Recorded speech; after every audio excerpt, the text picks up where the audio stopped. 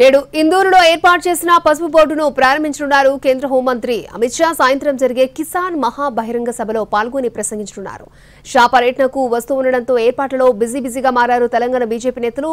ఇంతకీ Amit Shah BJP cadre కు ఎలాంటి సందేశం ఇవ్వనున్నారు? కేంద్ర హోంమంత్రి అమిత్ షా ఉదయం 11:25 గుజరాత్లోని అహ్మదాబాద్ ఎయిర్పోర్ట్ నుంచి బయలుదేరి మధ్యాహ్నం 1 గంటకు బేగంపేట విమానాశ్రయానికి చేరుకోనున్నారు. మధ్యాహ్నం 1:45 బేగంపేట నుంచి ప్రత్యేక హెలికాప్టర్లో నిజామాబాద్ జిల్లా కలెక్టర్ కార్యాలయంలోని హెలిప్యాడ్ వద్దకు చేరుకోనున్నారు అమిత్ షా. అక్కడి నుంచి వినాయక్ నగర్ లో జాతీయ పసుపు బోర్డు కార్యాలయాన్ని ప్రారంభించడానికి వెళ్లనున్నారు.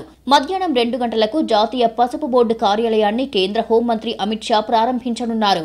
2 నుంచి 2:30 గంటల వరకు జాతీయ పసుపు బోర్డు కార్యాలయంలోనే ఉండనున్నారు. మధ్యాహ్నం 2:35 నిజామాబాద్లోని కంటేశ్వర్ క్రాస్ రోడ్లో ఏర్పాటు చేసిన డి శ్రీనివాస విగ్రహాన్ని ఆవిష్కరించనున్నారు కేంద్ర హోంమంత్రి. 2:45 నుంచి 4 గంటల వరకు పాలిటెక్నిక్ గ్రౌండ్లో జరిగే కిసాన్ మహా బహిరంగ సభలో పాల్గొని ప్రసంగించనున్నారు.